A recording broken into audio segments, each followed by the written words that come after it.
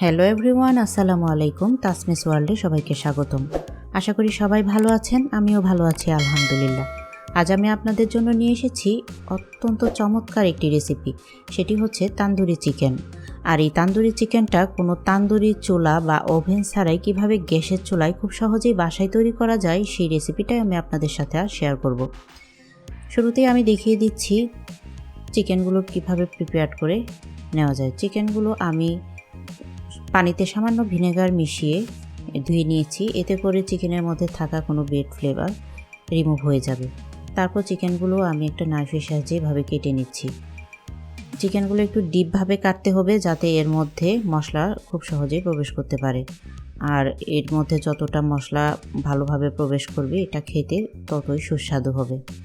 দেখতে পাচ্ছেন আমি কিভাবে ডিপ করে কেটে নিচ্ছি। এটা দুই পাশে খুব ভালোভাবে কেটে নিতে হবে। আমি আরেকটা ব্রেস্ট পিস কেটে দেখাচ্ছি। ব্রেস্ট পিসের মধ্যে মাংস একটু বেশি থাকে, সেজন্য এটা একটু ঘন ঘন ছুরি দিয়ে এভাবে কেটে দিতে হবে। তাহলে এর মধ্যে মশলাটা খুব ভালোভাবে প্রবেশ করবে এবং এটা খেতেও অনেক টেস্টি হবে। দেখতে পাচ্ছেন এভাবে সব পিসগুলোই আমি ডিপ করে কেটে নিচ্ছি। এখন চিকেনগুলো এভাবে কাটা হয়ে গেলে আমি এগুলো পানি ঝরিয়ে প্রিপেয়ার করে নিয়েছি। এখন আমি এই চিকেনগুলো মশলা দিয়ে মাখাবো, সেজন্য আমি মশলাটা এখন প্রিপেয়ার করে নিব। শুরুতে আমি দেখিয়ে দিচ্ছি আমি কী উপকরণগুলো এখানে ব্যবহার করেছি। এখানে স্মোকি ফ্লেভারটা তৈরি করার জন্য যে কয়লাটা ব্যবহার করা হয়, সেটা হাতের কাছে নাও থাকতে পারে, সেজন্য বাসায় কিভাবে সহজে এই কয়লাটা তৈরি করা যায় সেই প্রসেসটাও আমি এখানে দেখিয়ে দেব।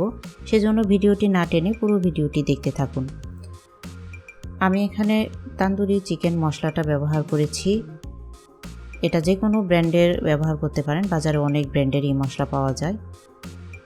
আমি এখানে দিয়ে দিচ্ছি 2 চা চামচ তান্দুরি চিকেন মশলা। তারপর এর মধ্যে দিয়ে দিচ্ছি হাফ চা চামচ গরম মশলার গুঁড়া, 1 চা চামচ টালা জিরার গুঁড়া, 1 চা চামচ মরিচের গুঁড়া, 1 চা চামচ ধনিয়ার গুঁড়া, হাফ চা চামচ হলুদের গুঁড়া এবং সামান্য একটু গোলমরিচের গুঁড়া।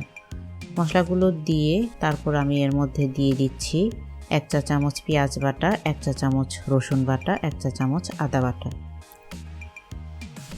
তারপর এর মধ্যে এড করে দিচ্ছি 1 টেবিল চামচ টক দই, 1 চা চামচ লেবুর রস দিয়ে দিচ্ছি। তারপর দিয়ে দিচ্ছি 2 চা চামচ লবণ। লবণটা আপনারা স্বাদ মতো এড করে নেবেন। তারপর এর মধ্যে দিয়ে দিচ্ছি হাফ চা চামচ। মশলাগুলো দিয়ে এটা ভালোভাবে হাত দিয়ে মাখিয়ে নিতে হবে। মশলাগুলো এই মাখানোর কাজটা হাত দিয়েই করতে হবে। আমি এটা হাত দিয়ে ভালোভাবে মাখিয়ে নিচ্ছি। এখন এর মধ্যে আমি দিয়ে দিচ্ছি 3 টেবিল চামচ সরিষার তেল।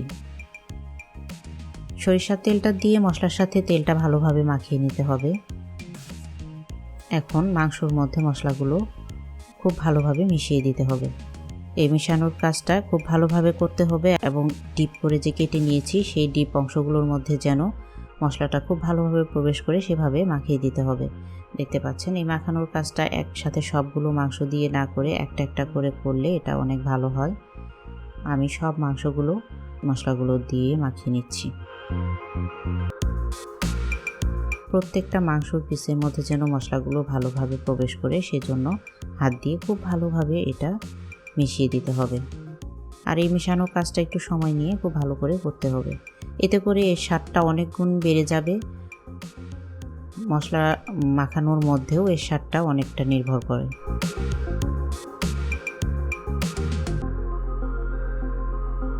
মাংসগুলো অলমোস্ট মাখানো শেষ হয়ে এসেছে।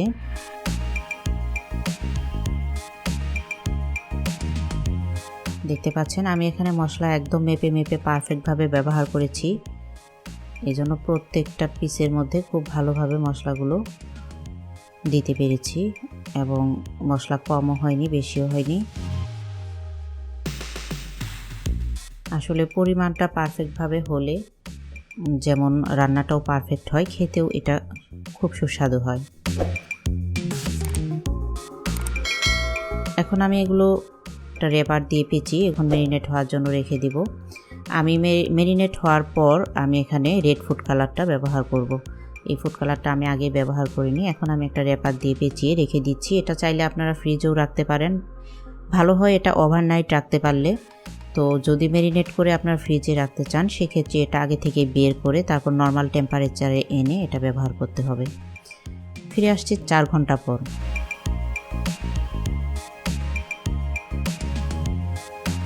4 ঘন্টা পর র্যাপারটা খুলে আমি দেখতে পাচ্ছি এখানে অনেকটা পানি ছেড়ে দিয়েছে চিকেন থেকে, তার মানে এটা মেরিনেট হয়ে গিয়েছে। এখন আমি এর মধ্যে রেড ফুড কালারটা মিশিয়ে দিচ্ছি। আমি রেস্টুরেন্ট স্টাইলেই তৈরি করব, সেজন্য আমি এখানে রেড ফুড কালারটা মিশিয়ে দিচ্ছি। এটা এমনিতে কালারটা অনেক সুন্দর আসে, আপনারা চাইলে এই ফুড কালারটা স্কিপ করতে পারেন। আমি কালারটা ভালোভাবে মাংসের সাথে মিশিয়ে দিচ্ছি। এখন চুলায় একটি প্যান বসিয়ে তাতে দিয়ে দিচ্ছি 1 টেবিল চামচ বাটার। বাটারটা দিয়ে এটা আমি ঘুরিয়ে প্যানের চারদিকে ছড়িয়ে দিচ্ছি। তারপর এর মধ্যে আমি এখন আগে থেকে ম্যারিনেট করে রাখা চিকেনগুলো দিয়ে দিচ্ছি।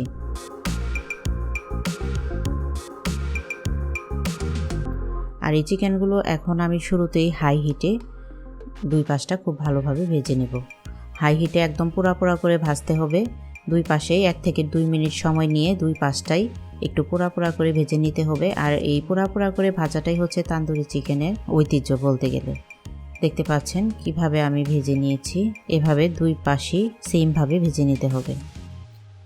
এটা খুব বেশি সময় ধরে ভাজা যাবে না, 1 থেকে 2 মিনিট হলে এটা এই কালারটা চলে আসবে, কারণ এতে অনেক মশলা মেশানো থাকে, এজন্য এই পুরা কালারটা খুব দ্রুত চলে আসে।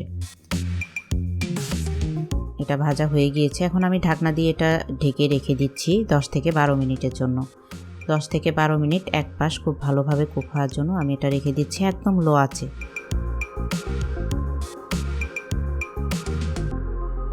ফিরে আসছি 10 মিনিট পর। এটা এক পাশটা খুব ভালোভাবে কুক হয়েছে। এখন আমি এটা উল্টিয়ে দিচ্ছি আরেক পাশটা সিদ্ধ হওয়ার জন্য।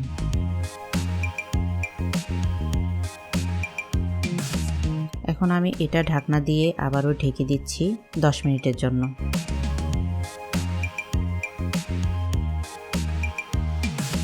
10 মিনিট লো আঁচে কুক হওয়ার পর আমি ঢাকনাটা খুলে এটা এখন দেখে নিচ্ছি। আমি মাঝখানে 2-1 বার ঢাকনা খুলে এর উপর দিয়ে প্যানে থাকা যে বাটারটা আছে সেটা আমি ব্রাশ করে দিয়েছি, কারণ এতে করে এর উপরে একটা ড্রাই ভাব হলে সেখানে তেলটা ব্রাশ করে দিতে হয়। প্যানে থাকা তেলগুলো ব্রাশ করে দিলেই এর উপরে ড্রাই ভাবটা রিমুভ হয়ে যায়। এভাবে তেলটা ব্রাশ করে দিতে হবে। দেখতে পাচ্ছেন এভাবে আমি তেলটা একটু পরপর ব্রাশ করে দিয়ে এটা খুব ভালোভাবে কুক করে নিয়েছি। চিকেনগুলো খুব ভালোভাবে রান্না হয়ে গিয়েছে। এখন আমি এগুলো প্যান থেকে নামিয়ে নিচ্ছি এবং প্যানের মধ্যে যে বাড়তি মশলাগুলো আছে সেই পোড়া মশলাগুলো সরিয়ে এর মধ্যে আমি এখন বাকি চিকেনগুলো সেম প্রসেসে ভেজে নিচ্ছি।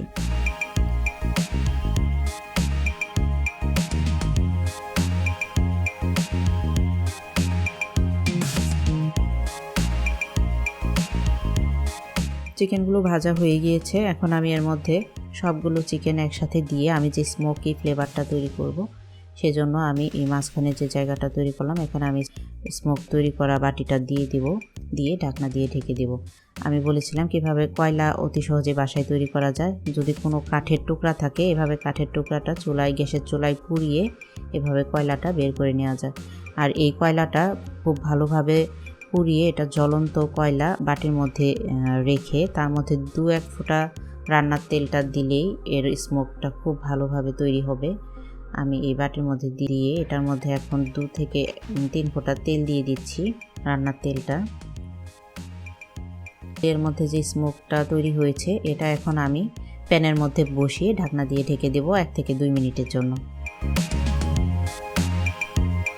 ফিরে আসছি 2 মিনিট পর। রান্নাটা শেষ হয়ে গিয়েছে, দেখতে পাচ্ছেন। এটা দেখতে যতটা ইয়ামি হয়েছে খেতেও এটা অনেক টেস্টি। দেখতে পাচ্ছেন এটা কতটা ইয়ামি হয়েছে। তো আপনারা অবশ্যই বাসায় রেসিপিটা তৈরি করে খাবেন, খেয়ে আমাকে রিভিউ জানাবেন কেমন হয়েছে।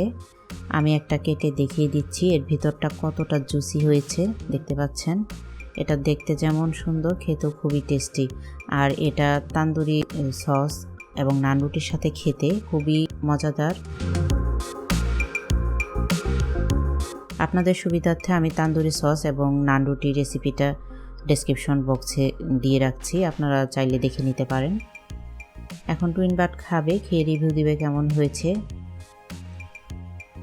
বা আমার রান্নাটি যদি ভালো লেগে থাকে তাহলে অবশ্যই আমার চ্যানেলটি সাবস্ক্রাইব করবেন, সেই সাথে লাইক, শেয়ার, কমেন্টস করতে ভুলবেন না। এবং পরবর্তী মজার রান্নার রেসিপি পাওয়ার জন্য পাশে থাকা বেল বাটনটি ক্লিক করে রাখবেন। ইতিমধ্যে যারা সাবস্ক্রাইব করেছেন তাদের অসংখ্য ধন্যবাদ। আপনারা সবাই অনেক ভালো থাকেন, সুস্থ থাকেন, আমার জন্য দোয়া করবেন। আসসালামু আলাইকুম, আল্লাহ হাফেজ।